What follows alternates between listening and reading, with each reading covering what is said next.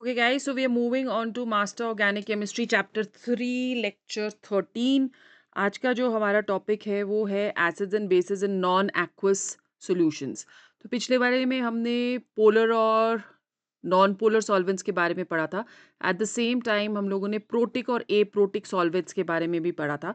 तो हमने ऑलरेडी पढ़ा कि किस तरह से एसिड्स और बेसिस रिएक्ट करते हैं इन protic solvents. Now, today I am going to tell you something about aprotic solvents या non aqueous solutions में acids और bases कैसे behave करते हैं, तो वो हमारा आज का topic रहेगा. Let's take a slight introduction over here. तो आपने ऑलरेडी देखा था कि हम लोगों ने करा कि बहुत सारे ऐसे केमिकल रिएक्शंस हैं जो पानी में नहीं होते. They do not take place in water. ठीक है. So it's very important to understand कि acids and bases other liquids में किस तरह से बिहेव करते हैं। जैसे फॉर एग्जांपल हम लोगों ने अमोनिया ले लिया, तो अमोनिया में कैसे बिहेव कर रहे हैं, या हम लोगों ने ग्लेशियल एसिटिक एसिड ले ली, उसमें कैसे बिहेव करते हैं, या हम लोग एक और सॉल्वेंट पढ़ेंगे आज डीएमएसओ, उसमें किस तरह से बिहेव करते हैं। सो ये जो लिक्विड्स हैं वो चेंज कर सकते हैं कि how strong acids and bases are. ठीक है, किस तरह से वो रिएक्ट करते हैं और कौन से प्रोडक्ट्स बनाते हैं। So let's get going guys. Acids और बेसिस के बारे में एक फटाफट से let's take a recap about both the theories which we've already done, Bronston and Lowry. Non aqueous media में जो ब्रॉन्स्टन लॉरी एसिड्स होते हैं किसी भी स्पीशीज में, they are always capable of donating a proton, while bases in any species that accepts a proton. So we've already done this. So ये जो definition है ये extend करती है beyond water. When we are applying to solvents like हम लोगों ने अभी किया कि liquid ammonia में किस तरह से behave करेगा, acetic acid में किस तरह से behave करेगा, और sulfuric acid में किस तरह से behave करेगा. Remember कि ये वाले जो solvents हैं इनकी अपनी properties है. सो वो प्रॉपर्टीज किस तरह से हिंडर करती हैं या किस तरह से एलिवेट करती हैं एसिडिक और basic properties, that is what we are going to study today. So just be there till the end of the class. जो प्रोटॉन ट्रांसफर होगा या प्रोटॉन ट्रांसफर रिएक्शन होगी, that occur between solute and solvent molecules, और उसकी वजह से auto ionization equilibria होता है which is unique to each solvent system. Lewis definition क्या है? According to Lewis, acids are electron pair acceptors, Louis basis are electron pair donors, we already know this. ये broader definition specially significant है in non aqueous chemistry. So we will see how it is specific to non aqueous chemistry. अब यहाँ पे बहुत सारी reactions हैं वो proceed करती है without proton transfer. Okay, so Lewis acid base interactions explain coordination chemistry. It will explain solvent behavior.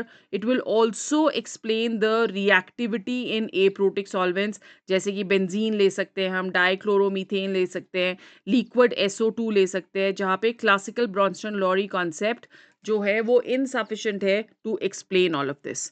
To understand this, let's take an example over here. Now we are taking a solvent that is sodium amide, NaNH2. ठीक है.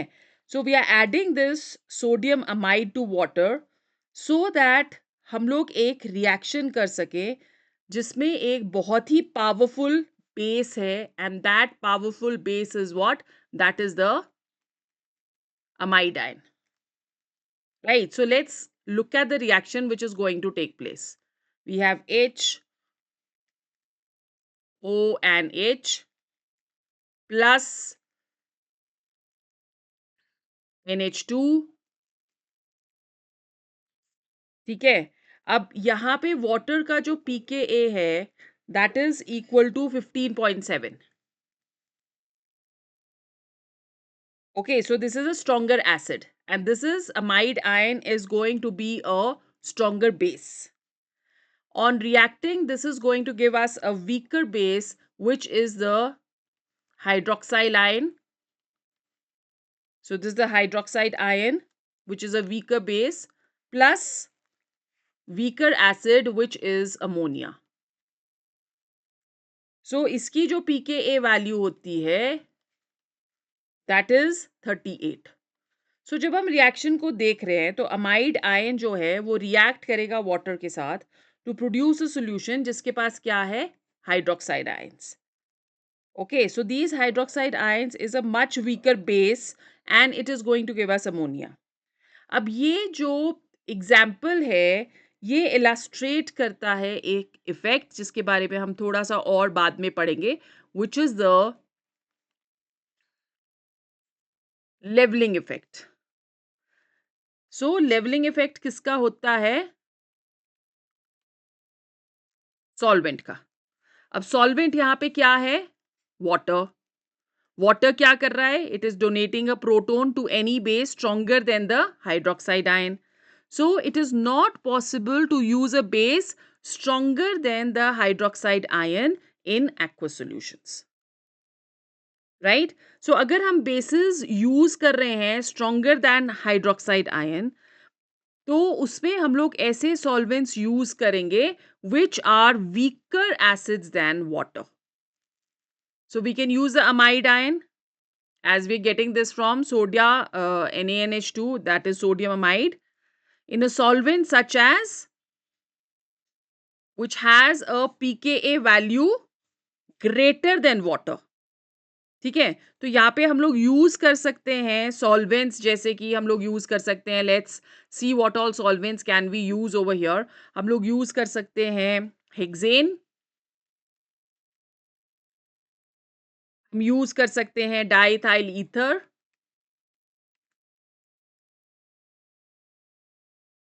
हम use कर सकते हैं liquid ammonia.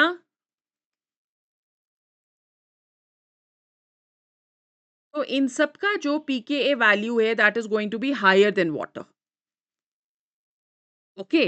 Now, all of these solvents, they are weak acids. So they will not donate a proton even to a stronger base, which is the amide. To understand this, we can take an example over here. जैसे कि हम ले लेते हैं acetylene, triple bond CH. ठीक है. Plus, we are using the amide ion as a solvent, NH2 negative with two lone pair of electrons. So this is going to abstract the proton from here. ये stronger acid है which has a pKa value of 25. ठीक है, और ये strong base है. So where are we getting this NH2? We are getting this from NaNH2. Okay, तो यहाँ से इलेक्ट्रॉन्स चले जाएंगे यहाँ, और यहाँ पे हम सॉल्वेंट यूज कर रहे हैं liquid ammonia. So this is going to give us a weaker base and the formation of a carbon anion is going to take place. So this is going to be a weak base plus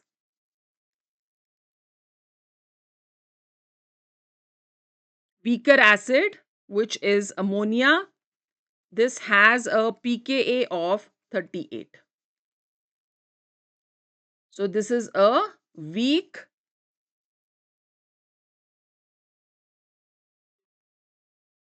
acid.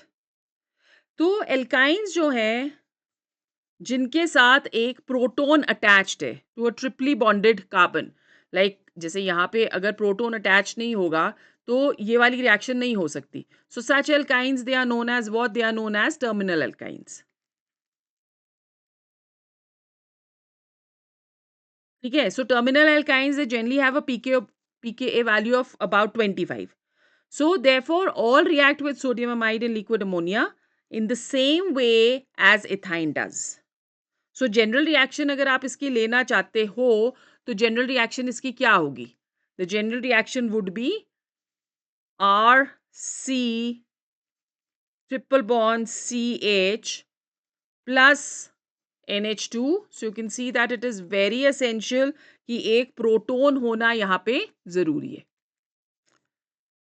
Negative to give us a weaker base. The reaction takes place in liquid ammonia and we're getting RCH C, triple bond C plus NH3. ठीक है, अब इसका ये strong acid है.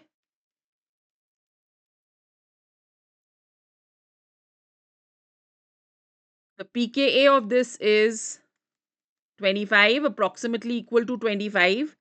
This is a stronger base.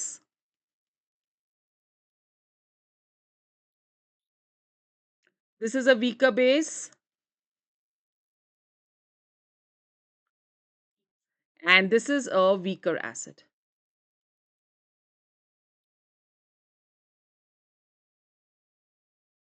ठीक है, so this has a pKa of, we've already done 38. Alcohols को भी हम लोग as solvents use कर सकते हैं. ठीक है, so we'll talk of it a little later. Now यहाँ पे अगर हम लोग related study करें तो what does it say? It says that protic solvents जो हैं, जो भी अभी तक हमने रिएक्शंस करी, वो बोलता है कि प्रोटिक सॉल्वेंट्स जो हैं दे कैन गिव और एक्सेप्ट प्रोटॉन्स. तो उससे इफेक्ट होगा कि एसिड्स और बेसिस किस तरह से बिहेव करते हैं. जो स्ट्रेंथ होती है और बिहेवियर होता है वो शिफ्ट करता है with their surroundings, right. Whereas when we talking of aprotic solvents, वो प्रोटॉन्स डोनेट नहीं कर सकते, तो डेफिनेटली पीकेए वैल्यू डिफरेंट होगी. So this is going to make them useful in many organic reactions. So let's take example of alcohols also over here. तो alcohols को भी हम लोग use करते हैं solvents for organic reactions. क्यों? क्योंकि alcohols हमारे पास क्या आ गए? Alcohols are RCH2OH. ठीक है? So ये जो हैं they are less polar than water. So if we're looking at the polar character, alcohols are less polar than water. वो डिसॉल्व करेगा less polar organic solvents. Like dissolves like वाला principle याद है ना, तो that is what we are using over here. अब alcohols को अगर हम सॉल्वेंट्स की तरह यूज करते हैं तो वो advantages, it has more advantage on water because we are going to get over here the alkoxide ion. ठीक है, सो इसको हम लोग क्या बुलाते हैं? This is known as alkoxide ion, right? And we are going to use these as bases. जो alkoxide ions होते हैं they are stronger bases than hydroxide ions.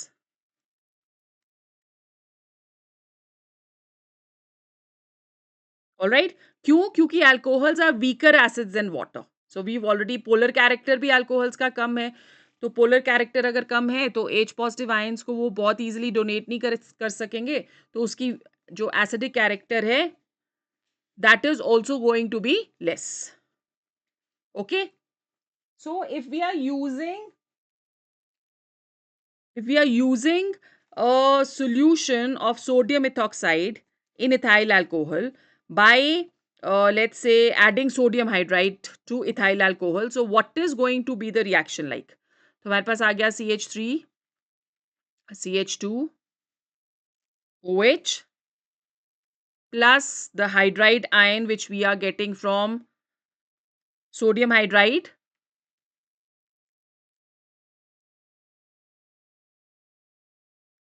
ठीक है, तो ये अगर बॉन्ड है इसमें, ये स्ट्रॉन्ग एसिड है विद अ पीकेए ऑफ 16, ये स्ट्रॉन्गर बेस है.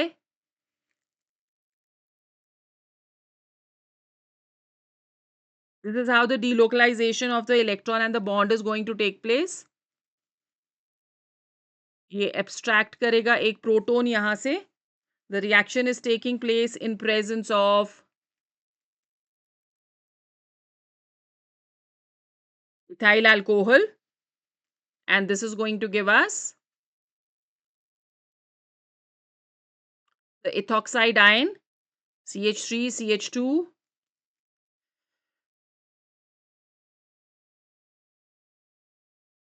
which is a weaker base.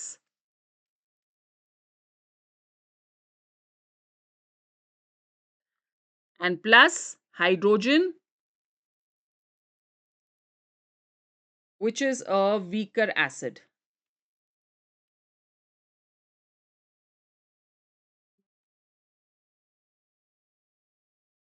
ठीक है, और इसकी जो pKa है that is equal to 35,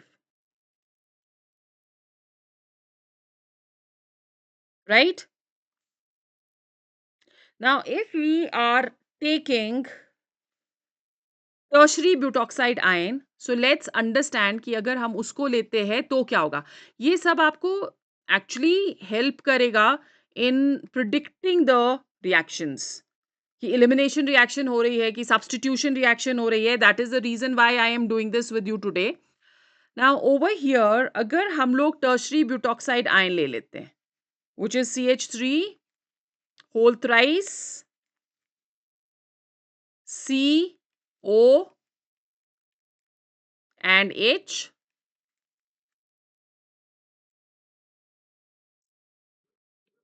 plus H negative. So this is a stronger acid with pKa of, let's say, 18, and this is a stronger base.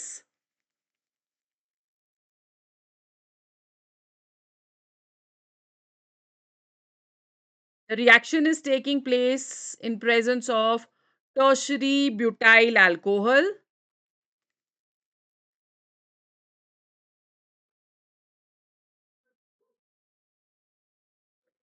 and we are going to get a tertiary butoxide ion which is a weaker base,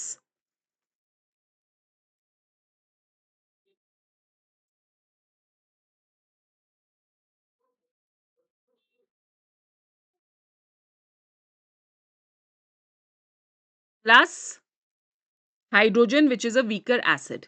So this is going to be a weaker base, and this is a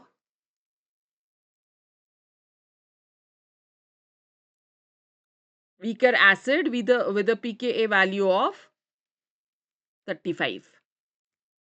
ठीक है, अब यहाँ पे जब भी हम लोग बात कर रहे हैं ऑफ द ब्यूटॉक्साइड आयन, तो इधर जो ब्यूटॉक्साइड आयन है that is a stronger base than the ethoxide ion in ethyl alcohol.